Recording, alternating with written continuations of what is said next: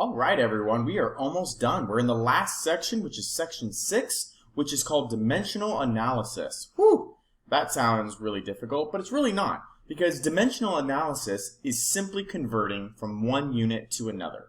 If I were to ask you to tell me how many inches are in 2 feet, hopefully most of you, if not all of you, would be able to tell me 24 inches. You just did dimensional analysis right there. Now granted, not all dimensional analysis problems are that easy. And the setup of how we set the problems up are very important. But nevertheless, dimensional analysis is just that.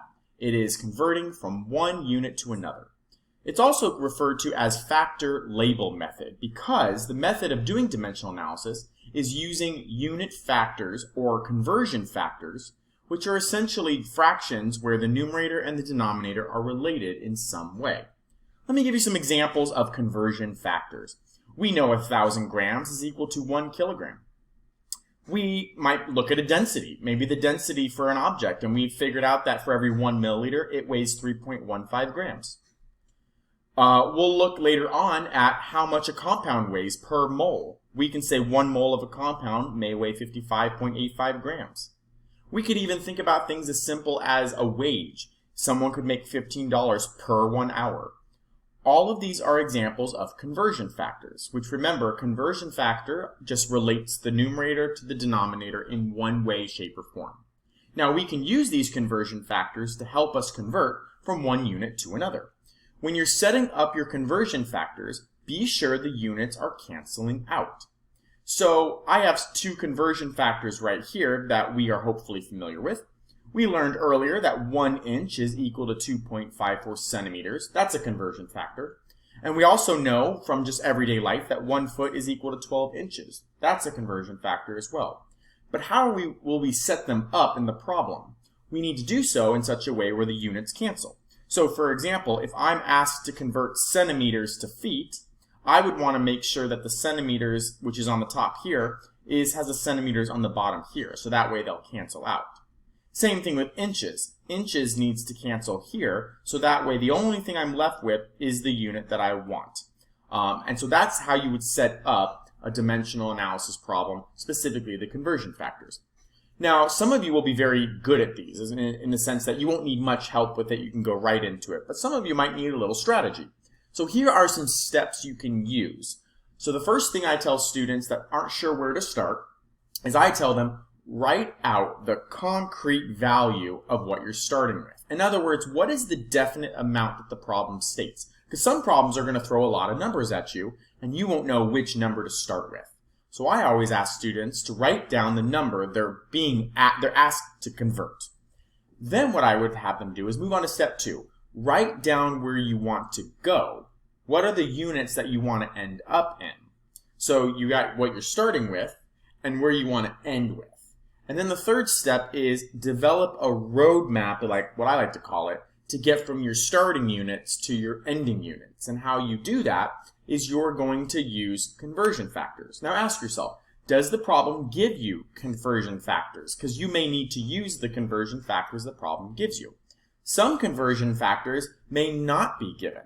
So you have to ask yourself, are there any conversions that are not given, but you are expected to know? Such as an example, I would not give you that 1 foot equals 12 inches. That would be something I would expect you to know.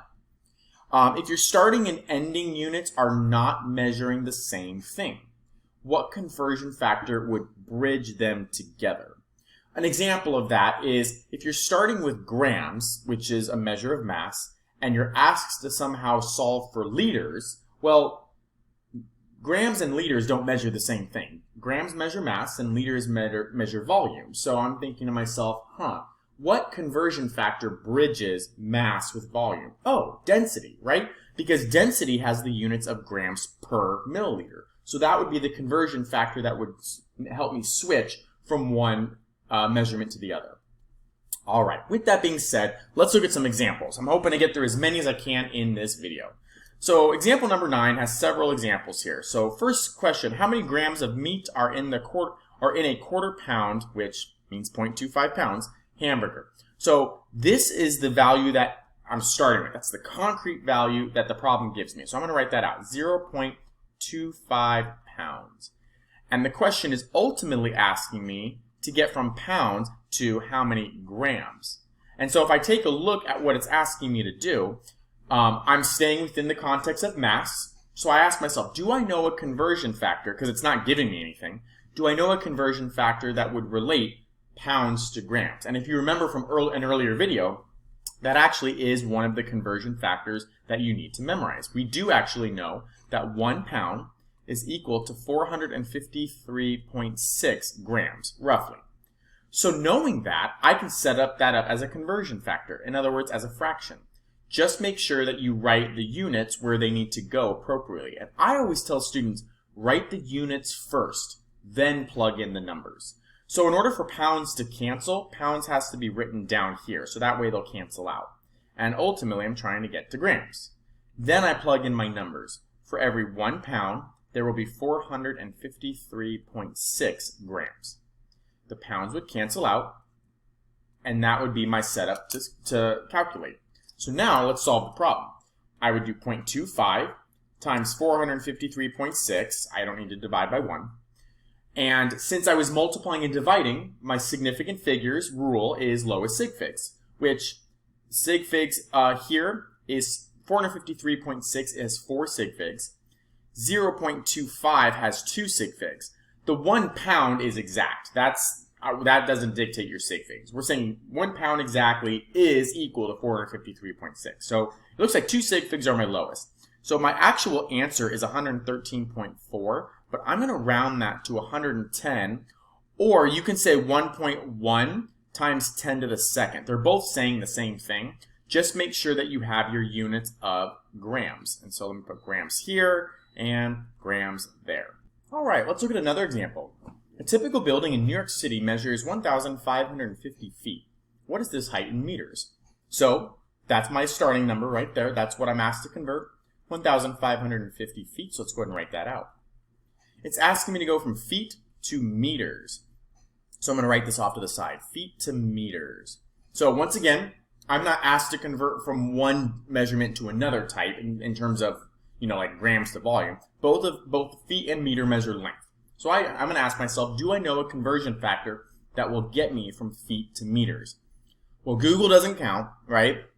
We want to use something that we know. We want to use what is given information in the notes here, right? So first thing I notice is that it's asking me to go from feet, which is an imperial unit, something we use in the United States, to meter, which is a metric. So I'm asking myself, do I know a conversion to get me from imperial to metric? And I do. Remember, if I think about it, I know how to get from inches to centimeters, right? That's the 1 inch equals 2.54 centimeters.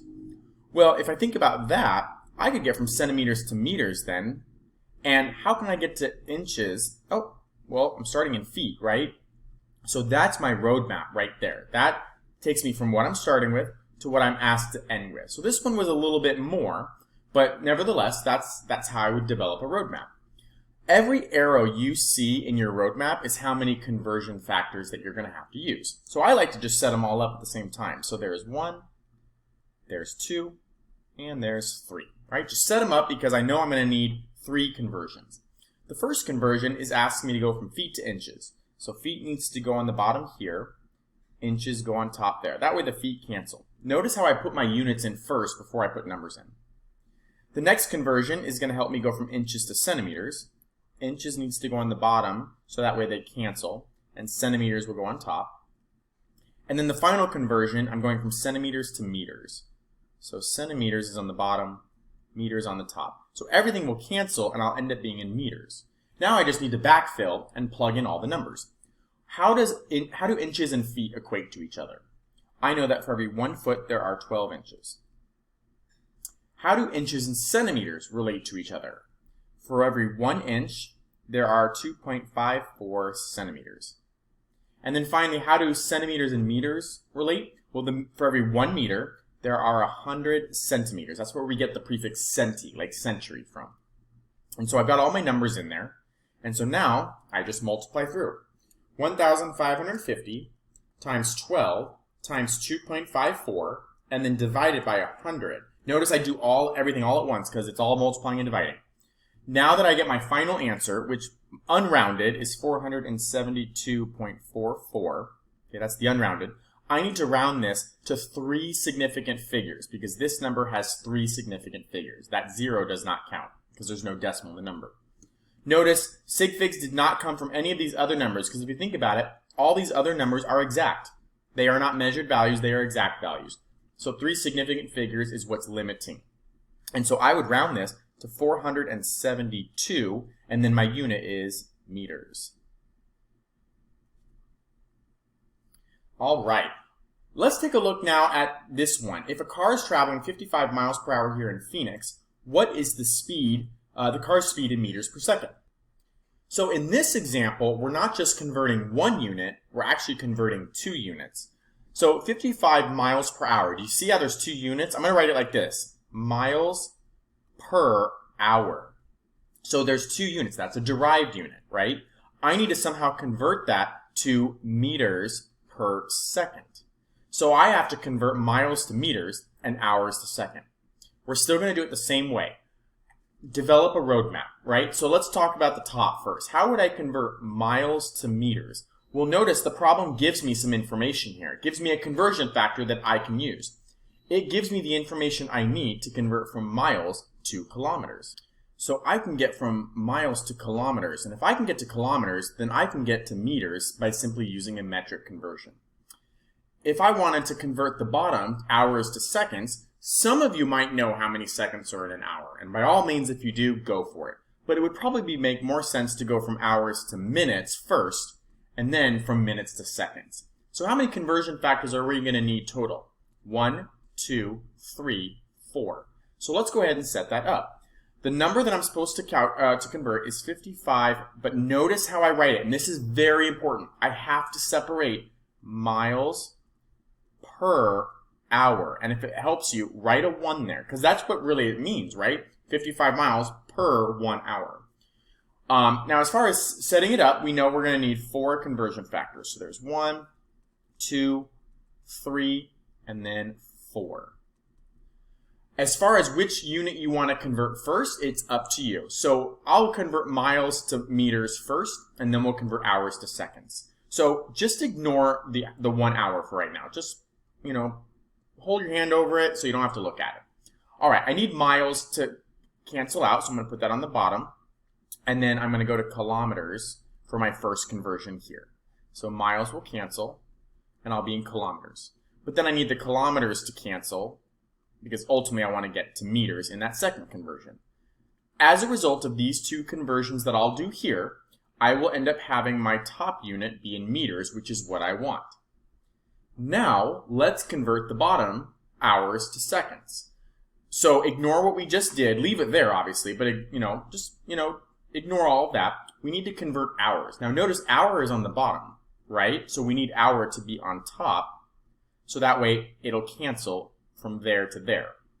Now, we're first going to go hours to minutes. So hours will cancel. And then the next conversion is we need to go from minutes to seconds. Minutes needs to go on the top, so that way it'll cancel, and seconds will go on the bottom. And notice, after all 4 conversions here, I will end up being in units of meters per second. So now let's go back through and fill in with the numbers.